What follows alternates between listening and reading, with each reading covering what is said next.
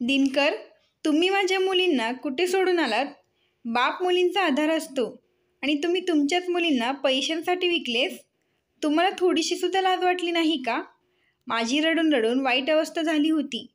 मला माहीत नव्हते की मी घरात नसताना माझे पती माझ्या मुलींना कोणाला तरी विकून येतील.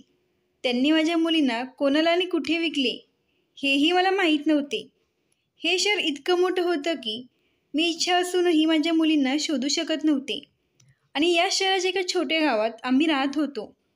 मी माझ्या पतीशी भांडायचे की माझ्या मुलींना तुम्ही कुठे सोडले आहे, त्यांना परत घेऊन या.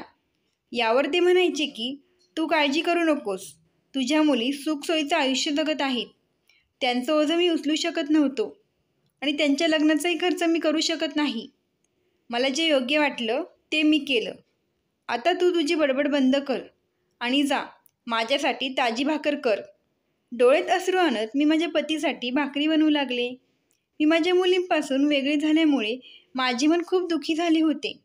माझ्या मुलीच माझ्यासाठी सर्वस्व होत्या. मुलगा न होण्याच्या कारणामुळे दिनकरला आमच्या मुलींचा खूप राग यायचा. मी भाकरी बनवत असताना तेवढ्यात एक भिकारी बाई आली आणि ती दारात उभी राहून विनवणी करू लागली. दे ग माय, मला भूक लागली आहे. देव तुझ्या मनातील प्रत्येक इच्छा पूर्ण करेल. मी पटकन 2 भाकर आणि एका भांड्यात भाजी घेऊन त्या भिकाऱ्या बाईला द्यायला दारापाशी आले. ती बाई अनेकदा माझ्या दारात येऊन उभी राहायची. मी तिला रिकाम्या हाताने कधीच जाऊ दिले नाही. जर मी ती यायच्या आधी स्वयंपाक केलेला नसेल तरी मी तिला काही ना काही मदत करायची. मी तिला भाकरी दिली तेव्हा तिने दाराच्या बाहेर बसून तिच्या मुलाला खायला दिली आणि स्वतःही खाऊ लागली. त्यानंतर जाताना तिने मला खूप आशीर्वाद देत ती माझ्या दारातून पुढे निघून गेली. मी रात्रंदिवस देवापाशी प्रार्थना करायची की देवा, माझ्या मुलींशी माझी भेट घडवून दे. माहीत नाही या माणसाने माझ्या 3 मुली कोणाला विकल्या आहेत. माझ्या प्रार्थना इतक्या लवकर स्वीकारल्या जातील हे मला माहीत नव्हते. त्या दिवशी रात्री मी जेवण बनवत असताना पुन्हा ती भिकारीबाई आली. मी तिला ताटात भात आणि डाळ देण्यासाठी दाराजवळ गेले. तिने माझ्या हातातून डाळ भात घेतला आणि तिच्याकडच्या एका प्लॅस्टिकच्या पिशवीत टाकला आणि ती म्हणाली, ताई, मला असं वाटतं तू नाराज आहेस. जर तुझी हरकत नसेल तर मी या समस्येचे कारण विचारू शकते का? यावर मी त्या बाईला म्हणाले, तू ऐकून तरी काय करणार? मग तिने स्वतःच मला विचारले, तुझ्या मुली कुठे आहेत? आजकाल त्या दिसत नाही. पूर्वी तू घरात नसल्यावर त्याच मला भाकर घेऊन यायच्या.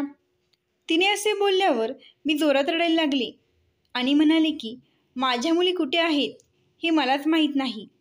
त्यानंतर त्या बाईने मला जे सांगितले ते जाणून मला खूप आनंद झाला. ती म्हणाली, तू काळजी करू नकोस, मी तुला सांगते तुझ्या मुली कुठे आहेत आणि तू पण त्यांना जाऊन भेटू शकतीस. मी तिचा हात धरून म्हणाले, माझ्या मुली कुठे आहे? तर ती म्हणाली, आधी सांग तुझ्या मुली तिथे कशा गेल्या? म्हणून मी तिला सांगितले की माझे पती आमच्या मुलींना त्यांचे ओझे समजतात, त्यामुळे त्यांनी पैशांच्या लोभापायी माझ्या मुलींना विकले आहे.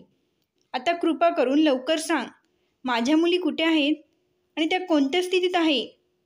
तर ती म्हणाली, तुझ्या मुली शेजारच्या गावच्या शेठ बन्सीलालच्या वाड्यात आहेत. शेठ बन्सीलाल खूप चांगला माणूस आहे. एके दिवशी मी त्यांच्या वाड्यासमोर जाऊन खाण्यासाठी विनवणी केली तेव्हा त्यांनी त्यांच्या मोलकरणीला बाहेर पाठवले, जी मला वाड्याच्या आत घेऊन गेली. त्यावेळी त्यांची जेवणाची वेळ झाली असताना सर्वजण वाड्यात जेवत होते. बन्सीलाल पटवारी यांनी त्यांच्या मोलकरणीला सांगितले की या बाईला सुद्धा जेवायला वाढ. त्या दिवशी मी पोटभर जेवून झाल्यावर शेठ बन्सीलाल यांना म्हणाले, माझी मुलंही घरी भुकेलेली आहेत, म्हणून त्यांनी माझ्या मुलांसाठीही खायला दिले. तेव्हाच मी तिथे तुझ्या मुलींना पाहिले. त्यांनी खूप सुंदर कपडे घातले होते आणि त्या मालकिनीसारख्या खुर्चीवर बसून जेवत होत्या. सुरुवातीला मला वाटले की हा माझ्या डोळ्यांचा भास आहे, पण जेव्हा मी त्यांना जवळून पाहिले तेव्हा मला समजले की हा माझा भास नाही. म्हणूनच आज मी तुला तुझ्या मुलींबद्दल विचारलं. काळजी करू नकोस, तुझ्या मुली तिथे अतिशय आनंदी आणि सुखसोयीचं आयुष्य जगत आहेत. तिथे त्यांच्या मागे पुढे करणारे नोकर आहेत. पूर्वी खूप गरीब लोकांवर अत्याचार करणाऱ्या बन्सीलाल पटवारीने अनेकांच्या जमिनी हडप केल्या होत्या. मग देवाने त्यांच्या पत्नीशी खूप वाईट केले. एके दिवशी बन्सीलाल आणि त्यांची पत्नी बाहेरगावी कार्यक्रमाला गेले होते. तिकडून परतत असताना वाटेत त्यांचा अपघात झाला. त्या अपघातात शेठ बन्सीलाल तर वाचले, पण त्यांच्या पत्नीच्या डोक्याला गंभीर दुखापत झाल्यामुळे ती कोमात गेली. त्यानंतर बन्सीलाल पटवारी एक दयाळू व्यक्ती बनले. तेव्हापासून बन्सीलाल पटवारीने सर्व वाईट कर्म सोडून दिले. त्याने लोकांकडून हिसकावून घेतलेल्या जमिनीही सर्वांना परत केल्या. कारण त्याला कळून चुकले होते की हा त्या गरीब लोकांचा तळतळाट आहे, ज्यांच्या त्याने जमिनी बळकावल्या होत्या. शेठ बन्सीलाल यांना भीती होती की त्यांच्या मुलांसोबतही काही वाईट घडू शकते, कारण त्यांचा वाईट काळ चालू झाला होता. त्यामुळे त्यांनी त्यांच्या तिन्ही मुलांना शिकण्यासाठी परदेशात पाठवले होते. त्या भिकारीबाईकडून मला हे सगळं कळाल्यावर मी सुखाचा निश्वास सोडला. नाहीतर मी दिवस रात्र याच विचारात असायचे की माझ्या मुली कुठे असतील, त्यांच्यासोबत काही चुकीचे घडले तर नसेल ना, असे विचार मला नेहमी सतावत होते. ती बाई गेल्यावर मी विचार करू लागले की मी त्या शेठ बन्सीलालची इथे कसे जाऊ, कारण मी माझ्या पतीला तिथे जाण्याबद्दल सांगितले तर ते मला तिथे कधीच जाऊ देणार नाही. रात्री माझे पती घरी आल्यावर मी त्यांना सांगितले की मला काही दिवसांसाठी माझ्या माहेरी जायचे आहे. तेव्हा ते मला म्हणाले की जशी तुझी आई वारली आहे तेव्हापासून तू कधी तुझ्या माहेरच्या घरी जाण्याचा उल्लेखही केला नाहीस, मग आता का तुला तिकडे जायचे आहे.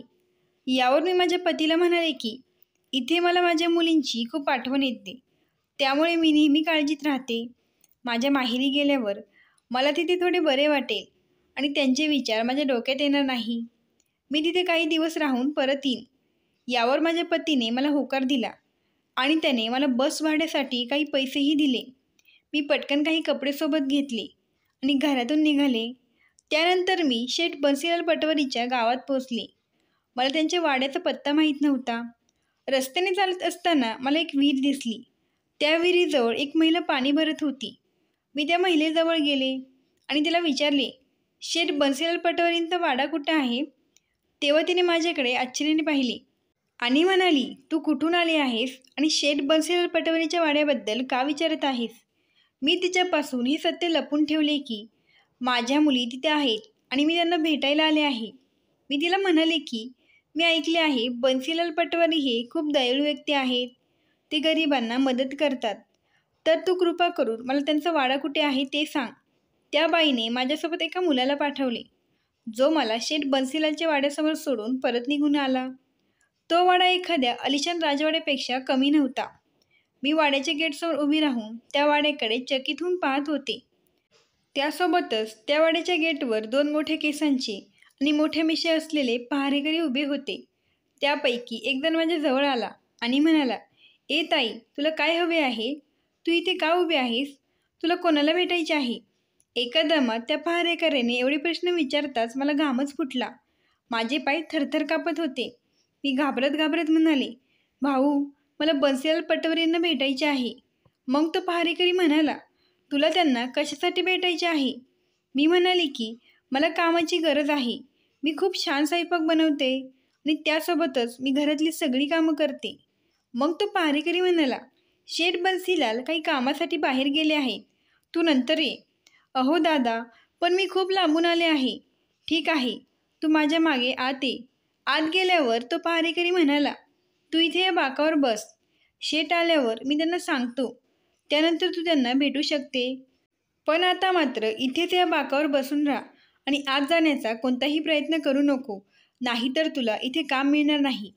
कारण शेठ पटवारींच्या परवानगीशिवाय कोणीही आत जाऊ शकत नाही. मी होकारार्थी मान हलवली. मग पहारेकरी तिथून निघून गेला आणि मी शेठ बन्सीलाल येण्याची वाट पाहू लागले. माझी नजर पुन्हा पुन्हा वाड्याच्या आतील भागात जात होती आणि मी मनातल्या मनात प्रार्थना करत होते की मला माझ्या मुली दिसायला हव्यात.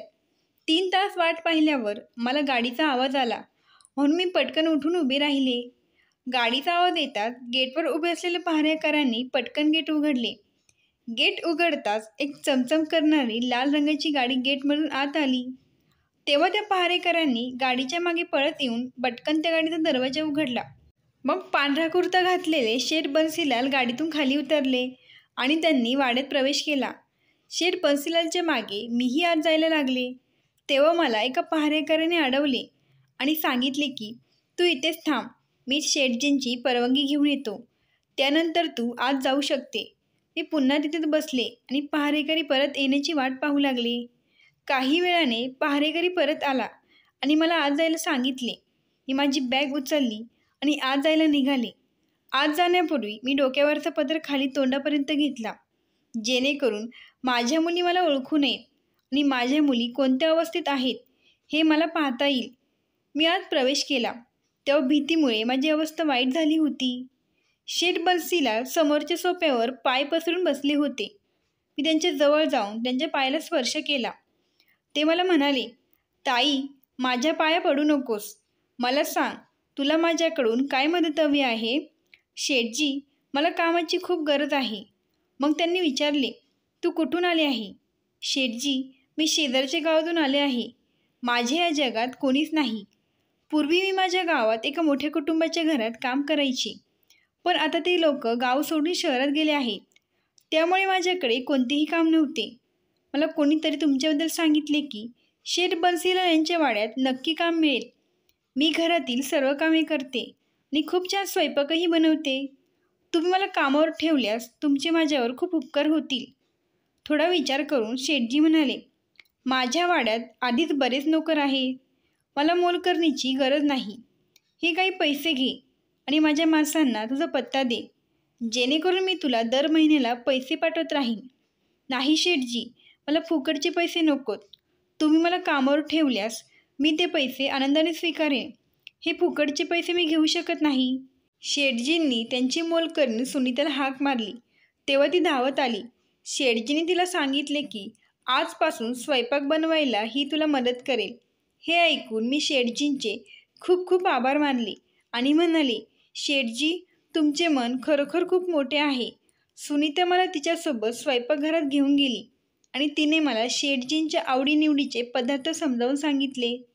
त्या दिवशी मी कोणतेही काम केले नाही, कारण तो माझा पहिलाच दिवस होता. काम समजल्यानंतर मोलकरणीने मला माझी खोली देखील दाखवली, जी तिथे वाड्याच्या मागच्या बाजूला मोलकरी आणि नोकरांसाठी राहण्याचे ठिकाण होते. तिथे सर्व प्रकारच्या सोयी होत्या. यावरून शेठ बन्सीलाल चांगला माणूस असल्याचा तो पुरावा होता. दुसऱ्या दिवशी सकाळी देवपूजेच्या वेळी मला जाग आली. कोणीतरी वाड्याच्या बाजूला असलेल्या मंदिरात आरती करत होते. मी अंघोळ करून त्या मंदिरात पाया पडायला गेले. तिथे वाड्याची जुनी मोलकरीण देवाची पूजा करत होती. मी देवासमोर डोके टेकवले आणि प्रार्थना करू लागले की मला माझ्या मुलींशी भेट घडवून दे. त्यानंतर मी माझ्या कामाला लागले आणि वाड्यातील सर्व खोल्या एक एक करून साफ करू लागले. मला आशा होती की माझ्या मुली मला कुठल्या ना कुठल्या खोलीत नक्कीच दिसतील. पण जेव्हा मी शेवटची खोली साफ करायला त्या खोलीकडे गेले तेव्हा मागून सुनीताचा आवाज ऐकू आला, त्या खोलीत जाऊ नका. मी म्हणाले, फक्त हीच खोली साफ करायची राहिली आहे. मग ती म्हणाली, या खोलीत जायला कोणालाच परवानगी नाही. यावर मी तिला म्हणाले, पण का? या खोलीत असे काय आहे? सुनीता म्हणाली, तुम्हालाही जाणून घ्यायची काही गरज नाही. सध्या तुम्ही इथे नवीन आहात. हळूहळू तुम्हाला सर्व काही कळून जाईल. आता तुम्ही खाली असलेल्या खोल्यांची साफसफाई करा आणि पुन्हा या खोलीत जाण्याची चूक करू नका. हा बन्सीलाल यांचा आदेश आहे. या खोलीत कोणीही जात नाही. खालच्या खोलीत साफ केल्यावर मी सुनीतासोबत स्वयंपाकघरात स्वयंपाकाची तयारी करू लागले. माझी नजर माझ्या मुलींना पुन्हा पुन्हा शोधत होती. काही वेळाने मला माझ्या 3 मुलींचे आवाज ऐकू आले. त्यांनी जेवणाच्या टेबलावर येऊन शेठ बन्सीलाल यांना नमस्कार केला आणि त्यांच्या चरणांना स्पर्श करून आशीर्वाद घेतला. बन्सीलाल यांनी त्यांना अतिशय प्रेमळ शब्दात संबोधित केले आणि त्यांना आशीर्वाद देत म्हणाले, बसून घ्या मुलींनो, मी तुमचीच जेवणासाठी वाट पाहत होतो. मी डोक्यावरचा पदर तोंडावरून घेऊन सर्वांना जेवण वाढत होते, जेणेकरून माझ्या मुलींनी मला ओळखू नये असे मला वाटत होते. घरातील सर्व लोकांनी शांतपणे जेवण केले. नंतर सर्वजण एक एक करून उठून जाऊ लागले. पण जेव्हा माझी नजर माझ्या मुलींच्या पायावर पडली तेव्हा माझ्या डोळ्यातून पाणी आले होते. पण त्याबद्दल मी त्यांना विचारू शकत नव्हते की त्यांच्या पायाला काय झाले आहे. बन्सीलाल खूप चांगला होता असे मला वाटत होते, पण त्याचे प्रेमळ हृदय केवळ दिखाव्यासाठी होते. खरं तर तो पूर्वी खूप क्रूर व्यक्ती होता. सर्व काम उरकून मी माझ्या खोलीत आल्यावर सुनीताला म्हणाले, सुनीता, मी तुला एक गोष्ट विचारू का? मग ती म्हणाली, हो विचारा. त्या मुली कोण आहेत ज्या बन्सीलाल शेठसोबत डायनिंग टेबलवर जेवत होत्या? सुनीता म्हणाली, त्या शेठजींच्या मुली आहेत. जर त्या शेठजींच्या मुली आहेत तर मग त्यांच्या पायाची अवस्था कशी झाली? सुनीता अस्वस्थ झाली आणि म्हणाली, तुम्ही झोपायला जाऊ शकता. आता खूप उशीर झाला आहे. पण मी झोपू कशी? मी त्यांची आई होते आणि आईला आपल्या मुलींची अशी अवस्था पाहून झोप कशी येईल? मी संपूर्ण रात्र जागून रडत घालवली. दुसऱ्या दिवशी सकाळी मी वाड्यात गेले तेव्हा माझ्या तिन्ही मुली सोफ्यावर बसल्या होत्या आणि ते आपापसात बोलत हसत होत्या. त्या इथे खूप खुश आहेत असे मला वाटत होते. इतक्यात शेठ बन्सीलाल आले आणि म्हणाले, तुम्ही इथे काय करत आहात? चला आपण खोलीत जाऊया. मी तुम्हा तिघींवर नेमून दिलेल्या कामात कोणतीही निष्काळजीपणा नसावा. असे म्हणतात माझ्या तिन्ही मुली पटकन उठल्या आणि पायऱ्या चढून वरती खोलीत गेल्या, ज्या खोलीत सुनीताने मला जायला मनाई केली होती. मी पण ठरवले होते की मी त्या खोलीत नक्की जाणार आणि मी बघेल की नक्की काय प्रकरण आहे. माझ्या मुलींचे पाय असे का झाले होते? त्यांना एवढा त्रास का दिला जात आहे? त्या फक्त जेवायला खाली यायच्या आणि त्यानंतर त्या पटकन त्यांच्या खोलीत जायच्या. हे असे बरेच दिवस चालू होते. मी कोणालाही सांगू शकले नाही की मी त्यांची आई आहे, कारण कोणाला कळाले तर कोणास ठाऊक शेठजींनी मला इथून काढून टाकले असते. मी ठरवले की कसे तरी त्या खोलीत जाऊन नक्की काय रहस्य आहे ते शोधून काढायचे. एके दिवशी सर्व खोल्या स्वच्छ करून मी खूप हिंमत एकवटून त्या खोलीच्या दिशेने निघाले. तेव्हा माझ्या आजूबाजूला तिथे कोणीच नव्हते, म्हणून मी त्यांच्या खोलीचे दार उघडण्याचे धाडस केले. मी दार उघडताच समोर जे दृश्य दिसले ते पाहून माझे मन हेलावले. मी स्पष्ट करू शकत नाही त्यावेळी माझी काय अवस्था झाली होती. तेवढ्यात मागून कोणाचा तरी आवाज आला, तुझी हिंमत कशी झाली या खोलीत येण्याची? मी पटकन दरवाजा बंद केला आणि मागे वळून पाहिले तर शेठ बन्सीलाल होते. ते मला खूप रागाने म्हणाले, या खोलीत जायला कोणालाही परवानगी नाही, हे तुला कोणी सांगितले नाही का? मी घाबरून म्हणाले की मी सर्व खोल्या साफ केल्या, म्हणून मला वाटले की मी ही खोली देखील साफ करावी. शेठजींनी माझ्याकडे बोट दाखवले आणि म्हणाले, खबरदार, पुन्हा या खोलीजवळ दिसली तर माझ्यापेक्षा वाईट कोणी असणार नाही. आता इथून निघून जा आणि तुझं काम कर. मी रडत रडत तिथून निघून खाली आले. सुनीताने हे सर्व खाली उभे राहून ऐकले होते. ती मला म्हणाली, मी तुम्हाला त्या खोलीत जाऊ नका म्हणून सांगितले होते ना. शेठजींनी या चुकीमुळे अनेक मोलकरणींना कामावरून काढून टाकले आहे. कदाचित ते तुम्हालाही नोकरीतून काढून टाकेल, कारण शेठजी त्या खोलीजवळ कोणालाही फिरकू देत नाही. यावर मी सुनीताला म्हणाले, सुनीता, देवाखातर काहीतरी कर. माझ्याकडे दुसरी जागा नाही. मी कुठे जाणार? सुनीता म्हणाली, आता मी यात तुझी काहीच मदत करू शकत नाही. मी स्वतः मोलकरी नाही, त्यामुळे मी काहीच करू शकत नाही. त्याच दरम्यान शेठ बन्सीलाल खाली आले. तेव्हा मी धावत जाऊन त्यांच्या पायाला पकडले आणि म्हणाले, शेठजी, देवाखातर मला माफ करा. मी इथून पुढे अशी चूक कधीच करणार नाही. तुम्ही मला नोकरीवरून काढून टाकू नका. माझ्याकडे राहायला दुसरी जागा नाही. शेठजी म्हणाले, ठीक आहे, ठीक आहे, जा आणि तुझे काम कर आणि पुन्हा तुझी अशी तक्रार माझ्यापर्यंत आली नाही पाहिजे, हे लक्षात असू दे. दुसऱ्या दिवशी संपूर्ण वाड्याला रंगीबेरंगी फुलांनी सजवले जात होते. सुनीता म्हणाली, आज संपूर्ण घर नीट साफ करून लवकर स्वयंपाकघरात ये आणि मला स्वयंपाकात मदत कर, कारण आज जास्त लोकांचा स्वयंपाक बनवायचा आहे. मी पटापट साफसफाईचे काम संपवून सुनीताला मदत करायला स्वयंपाकघरात आले. तेव्हा मी सुनीताला विचारले, आज ही सगळी व्यवस्था का केली जात आहे? तर सुनीता म्हणाली, शेठजींची 3 मुलं जी बाहेर परदेशात शिक्षणासाठी गेले होते, आज ते तिघेही परत येत आहेत. या आनंदात वाडा सजवला जात आहे आणि शेठ बन्सीलाल यांनी सांगितले आहे की स्वयंपाक खूप चांगला बनवा आणि वेगवेगळे पदार्थ बनवा, कारण बऱ्याच वर्षांनी वाड्यात माझी मुलं येणार आहेत. त्यामुळे कशाचीही कमतरता भासू नये अशी त्यांची इच्छा आहे. ठीक आहे, आता तू पटापट हात चालव आणि पदर उचल. माझ्याशिवाय इथे कोणी नाही, जेणेकरून तू मला पटापट स्वयंपाक करायला मदत करशील. मी पदर उचलला आणि सुनीता म्हणाली, तू कोशिंबीर बनव. मी कोशिंबीर बनवून थोडी भांडी साफ केली. त्यानंतर आम्ही काही वेगवेगळे पदार्थही बनवले. इतक्यात गाडीच्या हॉर्नचा आवाज माझ्या कानावर पडला. सुनीताने पटकन ज्यूसचे ग्लास ट्रेमध्ये ठेवले आणि त्यासोबतच काही खायचे गोड पदार्थही दुसऱ्या मोठ्या ट्रेमध्ये ठेवले. तिने पटकन तो ट्रे उचलला आणि मला तो ज्यूसचा ट्रे घ्यायला सांगितला. आम्ही हॉलमध्ये ते घेऊन गेलो. तिथे शेठजींची 3 मुलं सोफ्यावर बसली होती आम्ही ते ज्यूसचे ग्लास त्यांना दिले तेव्हा ते इंग्लिशमधून म्हणाले, थँक्यू. मला समजले होते की त्यांनी आमचे आभार मानले होते. जरी या वाड्यात आम्ही नोकर म्हणून असलो तरी त्या मुलांनी आमचे आभार मानले होते. यावरून शेठ बन्सीलालने त्यांना खूप चांगल्या प्रकारे वाढवल्याचे दिसत होतं. त्यांच्या संगोपनाचा हा परिणाम होता. त्यांच्या मोठ्या मुलाने सुनीताला नमस्कार केला आणि म्हणाला, सुनीता आंटी, प्लीज लवकर जेवायला घेऊन या. आम्हाला खूप भूक लागली आहे. सुनीता म्हणाली, मी आत्ताच तुम्हाला जेवण सर्व करते. मी आणि सुनीताने मिळून स्वयंपाक बनवला होता. बन्सीलाल आणि त्यांच्या मुलांनी जेवायला सुरुवात केली. आज माझ्या मुली जेवणाच्या टेबलवर हजर नव्हत्या. ही गोष्ट मला त्रास देत होती. मी ठरवलं होतं की आज रात्री सगळे झोपल्यानंतर मी पुन्हा त्या खोलीत नक्की जाईन. यासाठी मला माझी नोकरी सोडावी लागली तरी चालेल. मी इथे फक्त माझ्या मुलींसाठी आले होते. जेव्हा सर्वांनी जेवण केले तेव्हा शेठजींच्या मुलांनी जेवणाचे खूप कौतुक केले. बन्सीलाल म्हणाले, तुम्ही जेवण खूप छान बनवले आहे. आज मी तुमच्यावर खूप खुश आहे. कारण माझी मुलं आज परदेशातून पुन्हा इतक्या वर्षानंतर घरी परतली आहेत.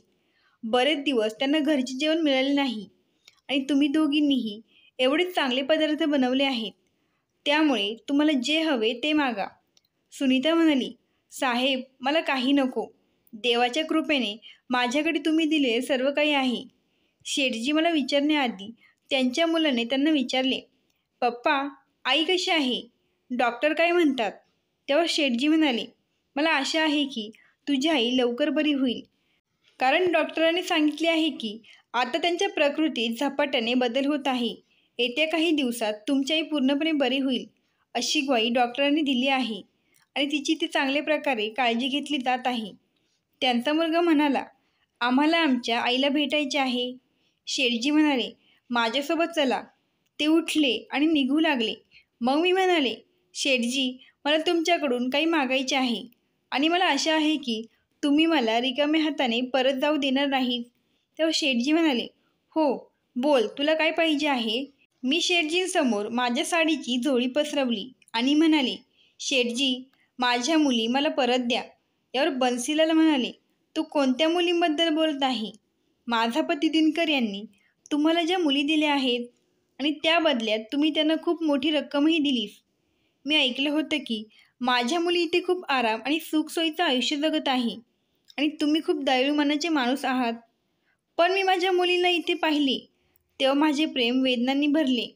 जेव्हा मला माझ्या मुलींच्या पायावर मोठे फोड दिसले, जे पाण्याने भरलेले होते आणि पिवळे पडले आहेत, मला कळत नाही तुम्ही माझ्या मुलींवर काय अत्याचार करत आहात. मी ते फक्त माझ्या मुलींना बघायला आले होते. पण आता मी माझ्या मुलींना सोबत घेतल्याशिवाय परत जाणार नाही. शेठ बन्सीलाल गप्प राहिले आणि त्यांची मुले त्यांच्याकडे प्रश्नार्थक नजरेने पाहू लागले. काही वेळातच माझी एक मुलगी पायऱ्यांवरून खाली धावत येताना दिसली. ती म्हणाली, लवकर चला, मॅडम शुद्धीवर आले आहेत. हे ऐकून शेठ बन्सीलालला खूप आनंद झाला. त्यांनी माझ्या मुलीला वरच्या मजल्यावर जायला सांगितले आणि ते मला म्हणाले, तू आमच्याबरोबर ये आणि तुझ्या मुलींची काय अवस्था आहे ते बघ. बन्सीलाल त्याच खोलीत चालले होते, ज्या खोलीत कोणालाही जाण्याची परवानगी नव्हती. बन्सीलाल आणि त्यांची मुले खोलीत शिरली. त्या दिवशी मी गुपचूप त्या खोलीचा दरवाजा उघडला होता, म्हणून मीही त्यांच्या मागे गेले. त्या दिवशी मला तिथे रुग्णालयात रुग्णांसाठी वापरण्यात येणाऱ्या मशिनरीशिवाय काहीच दिसले नव्हते. जेव्हा मी खोलीच्या आतल्या बाजूला पाहिले तेव्हा ते पाहून मला खूप धक्का बसला. माझ्या मुली तिथे सोफ्यावर अगदी आरामात बसलेल्या पाहून मला आश्चर्य वाटले. त्यांनी सुंदर कपडे घातले होते आणि त्या वाड्याचे एक भाग असल्यासारखे दिसत होते. मी पदर थोडा वर उचलला आणि माझ्या मुलींकडे पाहिले. त्यांच्या पायावर फोड आले होते, त्याही एकदम बऱ्या होत्या. तिन्ही मुली सोफ्यावरून उठल्या आणि बन्सीलालच्या बायकोच्या पलंगाजवळ आल्या. शेठ बन्सीलालच्या बायकोला पुन्हा शुद्ध आली म्हणून त्या खूप खुश होत्या.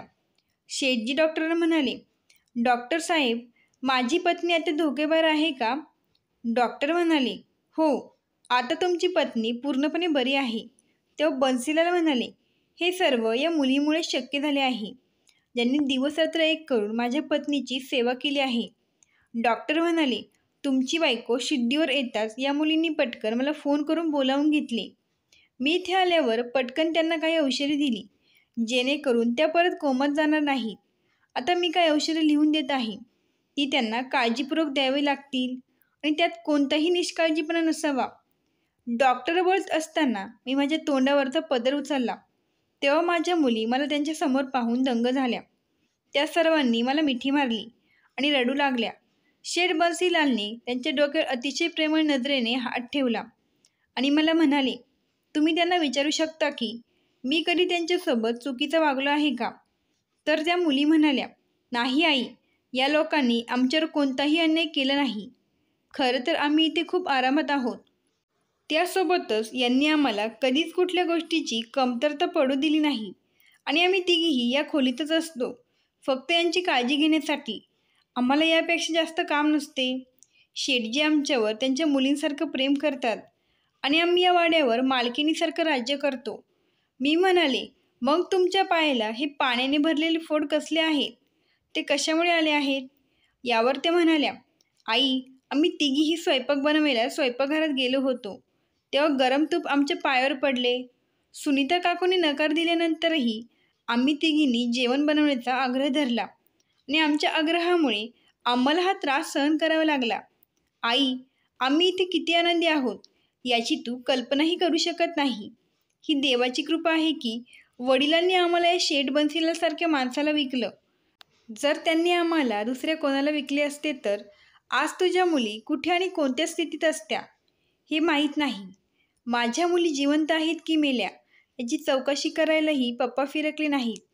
ही माणसं त्यांच्यापेक्षा चांगली आहेत, ज्यांनी अनोळखी असूनही आम्हाला इतकं प्रेम दिलं. पण तुम्ही फक्त या खोलीपर्यंत का राहत होता? माझ्या मुली म्हणाल्या, आई, आम्ही तुला आत्ताच सांगितलं. आम्ही फक्त शेठ बन्सीलाल यांच्या पत्नीची काळजी घेत होतो आणि त्यांची संपूर्ण आमच्यावर जबाबदारी होती, म्हणून आम्ही या खोलीतून फक्त जेवायलाच बाहेर पडायचो. हवे तर आम्ही या खोलीतच जेवलो असतो. पण शेठ बन्सीलाल यांनी नेहमी आम्हाला याच घरातील मुली समजले. बन्सीलाल यांनी माझ्या मुलींना त्यांच्याकडे बोलावले आणि सांगितले की आज तुमच्यामुळे माझे गेलेले वैभव पुन्हा आले आहे. मी माझ्या पत्नीची जगण्याची आशा सोडून दिली होती, पण आता माझी पत्नी तुमच्यामुळे पूर्णपणे बरी झाली आहे. तुमच्या उपकाराची परतफेड मी आयुष्यभर करू शकत नाही. तुम्ही माझ्या पत्नीची खूप काळजी घेतली. माझी पत्नी कोमात गेली होती, पण तिचे डोळे उघडल्यावर तिने पहिले तुम्हा तिघींना पाहिले. पण बन्सीलालची पत्नी म्हणाली, मी तुमच्या तिघींना नेहमी माझ्याजवळ असल्याचे मला भासत होते. तेवढे शेठ बन्सीलाल काही खोल विचारात मग्न असल्यासारखे वाटले. मी विचारले, शेठजी, तुम्ही काय विचार करत आहात? तर बन्सीलाल म्हणाले, मी जो विचार करत आहे ते करणे शक्य आहे की नाही हे मला माहीत नाही. तेव्हा त्यांचा मुलगा म्हणाला, बाबा, आम्हाला पण कळवा, तुम्ही काय विचार करताय. कदाचित आम्ही तुम्हाला त्यात काही मदत करू शकतो. मग बन्सीलाल म्हणाले, तुमचा तिघांचाही काही आक्षेप नसेल तर मला या 3 बहिणींचे तुमच्याशी लग्न करून द्यायचे आहे. त्यांची तिन्ही मुलं म्हणाली, बाबा, आमचा यात काही आक्षेप नाही. तुम्ही आमचे वडील आहात. तुम्ही आमच्यासाठी जो काही निर्णय घ्याल तो आम्हाला मान्य राहील. तसं पण तुम्ही या तिघींची परीक्षा घेतली आहे. मग मला बन्सीलाल म्हणाले, ताई, सांग तुला काय हवंय? तुला तुझ्या मुलींना त्या क्रूर माणसाकडे परत न्यायचे आहे का, जो पुन्हा या तिघींना पैशासाठी कोणाला तरी विकेल? ताई, तुझा माझ्यावर विश्वास असो वा नसो, मी माझ्या तिन्ही सुनांना तुझ्यासोबत कधीही जाऊ देणार नाही आणि बाप असल्याने मी आत्ताच त्यांचे लग्न माझ्या मुलांशी करत आहे. या घरासाठी सून म्हणून आम्हाला त्यांच्यापेक्षा श्रेष्ठ कुणीही भेटणार नाही. म्हणून बन्सीलाल यांनी त्याच क्षणी पंडितजींना बोलावून घेतले आणि तिथेच त्या तिघींचे त्यांच्या मुलांशी लग्न लावून दिले. लग्नानंतर माझ्या मुलींनी मला मिठी मारली आणि त्या खूप रडल्या.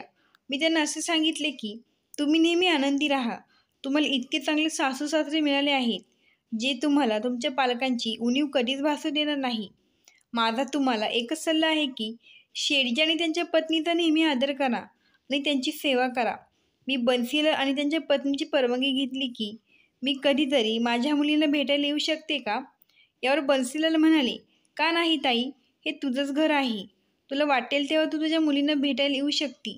सर्वांची परवानगी घेऊन मी माझ्या मुलींना खूप आशीर्वाद दिले आणि गावाकडे निघाले.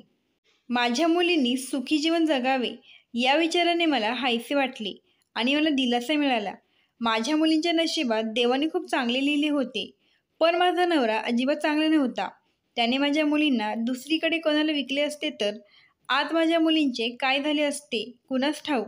तुम्हीच सांगा, अशा बापाचे काय करायचे. मित्रांनो, ही कथा आवडल्यास लगेच सबस्क्राईब करा. धन्यवाद. आभारी आहोत.